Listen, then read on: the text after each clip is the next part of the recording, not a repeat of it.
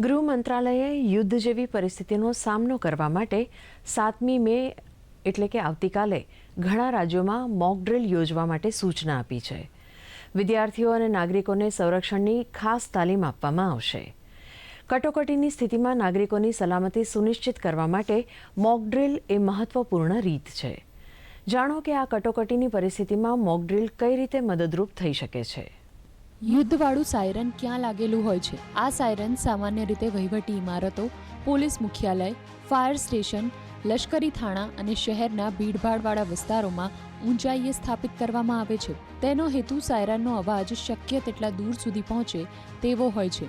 ખાસ કરીને મોટા શહેરોમાં સંવેદનશીલ વિસ્તારોમાં સ્થાપિત કરી શકાય છે. તે દેશના દરેક શહેરમાં સ્થાપિત કરી શકાય છે. યુદ્ધવાળું સાયરન કેવું હોય છે? રસ્ટ સાયરન વાસ્તવમાં એક મોટેથી ચેતવણી આપતી સિસ્ટમ છે. તે યુદ્ધ, હવાઈ હુમલો અથવા આપત્તિ જેવી કટોકટીની પરિસ્થિતિઓ વિશે માહિતી આપે છે. તેના અવાજમાં સતત ઊંચું નીચું કંપન હોય છે, જે તેને સામાન્ય હોર્ન અથવા એમ્બ્યુલન્સના અવાજથી સંપૂર્ણપણે અલગ બનાવે છે. તેનો અવાજ કેવો હોય છે અને કેટલે દૂર સુધી જાય છે?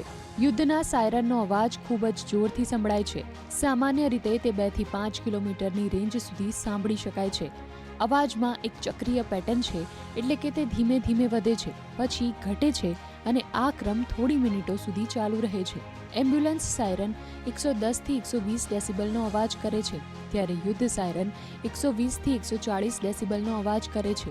ભારતમાં યુદ્ધ સાયરન સૌ પ્રથમ ક્યારે વાગ્યું?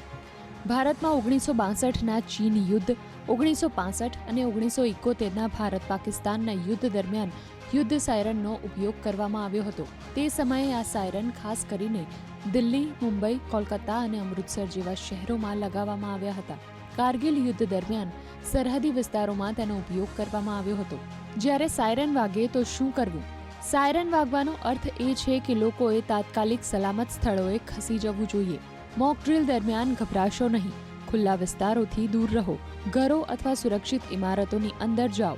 ટીવી, રેડિયો અને સરકારી ચેતવણીઓ પર ધ્યાન આપો. અફવાઓથી દૂર રહો અને વહીવટી તંત્રની સૂચનાઓનું પાલન કરો. કેટલા સમયમાં જગ્યા ખાલી કરવાની હોય છે? વાસ્તવિક યુદ્ધ જેવી પરિસ્થિતિમાં પહેલા સાયરન વાગ્યા પછી 5 થી 10 મિનિટની અંદર સલામત સ્થળે પહોંચવું પડે છે. આ જ કારણ છે કે લોકોને ઝડપથી અને શાંતિથી બહાર નીકળવાનું શીખવવા માટે મોક ડ્રિલનો ઉપયોગ કરવામાં આવે છે.